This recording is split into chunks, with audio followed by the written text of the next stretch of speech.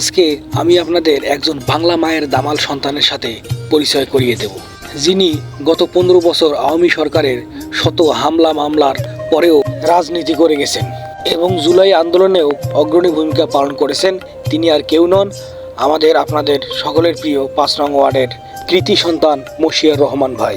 তার এই ত্যাগের প্রতি সম্মান জানিয়ে আসছে 20 অক্টোবর 2025 রংপুর মহানগর যুবদলের আওতাধীন 5 নং ওয়ার্ড যুবদলের দ্বিবার্ষিক সম্মেলনে মশিয়ার রহমান ভাইকে আমরা যুবদলের সাধারণ সম্পাদক হিসাবে নির্বাচিত দেখতে চাই।